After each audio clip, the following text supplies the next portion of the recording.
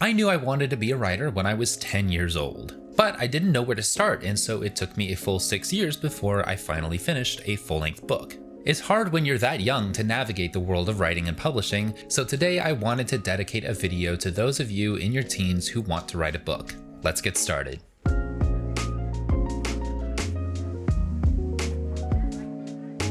Hello everyone, my name is David Webb and I made this channel to give you the best tips on writing and creativity so you can finally finish your book or have that creative career you've always dreamed of. Today I wanted to talk to any teenagers out there who want to write a book. There just aren't enough resources out there dedicated to teenagers, which really sucks because the older you get, the less likely it is that you'll ever write a book. Society, for some reason, is designed to crush the creative spirit in us before we get a chance to express it. Not enough schools, not enough institutions are dedicated to fostering that creative spirit, to encouraging young creatives to fulfilling their dreams and manifesting what they've been holding inside of them. But today I'm going to do what I can and tell you what I would have told myself when I was 16 years old. Today we're going to talk about 5 things that you should not do. And next week we're going to talk about 5 things that you should do. So let's jump right into it. Number 1. Don't feel like you have to go to college for writing. I see this all too often and it kind of scares me. So many people are tricked, duped into going to college because they feel like they have to in order to be a better writer. When in reality, 90% of writers who go to college are just wasting their time, wasting their money on something that won't even help them. I'm not saying it's completely useless, and I'm not saying there aren't things that you can't learn, but I can promise you, you can learn all you need to know and so much more just by reading and, of course, writing. So don't feel like you have to get an English degree or a creative writing degree. And then number 2, don't feel like you have to go to college at all.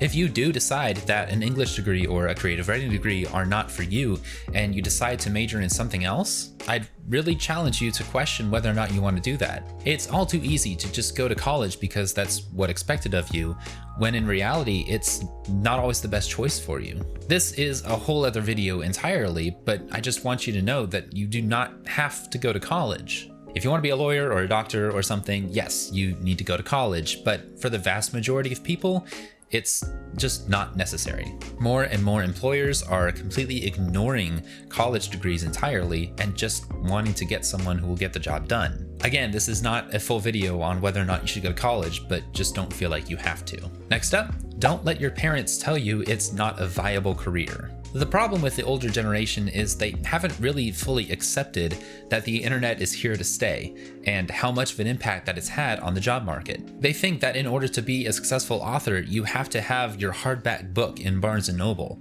or else you just haven't made it.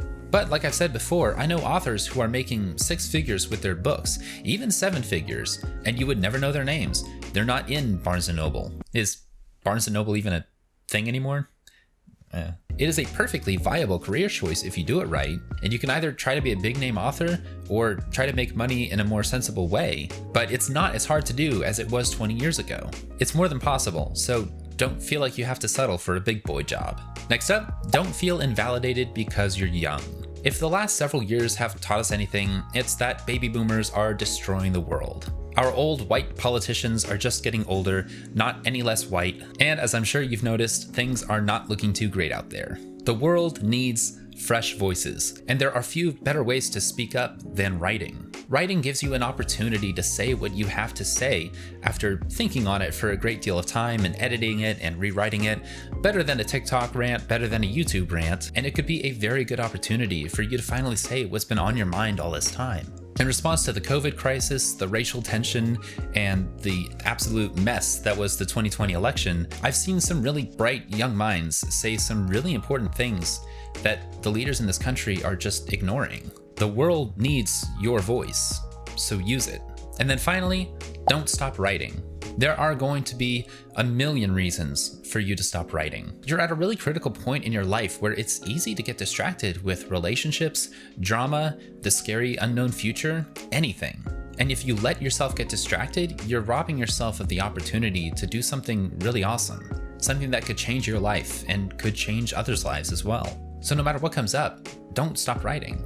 And before I close this out, one more point. Yes, that's right. Point number 6, don't believe everything you hear. People will lie to you, just like I did just now because I decided to add one more point. No, but seriously, if I were to add a point number 6, it would be, don't think you suck at this. If you are a teen writer, chances are you've never written anything before, or at least you've never written a full-length book. And so it's easy to write your first draft of your first book and think it's terrible. But if you want to know a secret, everyone's first drafts are terrible. Everyone's first books are terrible. That's why you keep writing. That's why you keep practicing. That's why we have editors. So if you're just starting to write and you're looking at your work wondering what on earth you're doing, just give it time. It's a skill just like any other, something that you'll have to learn. So just be patient, get a good editor, and again, point number 5, don't stop writing.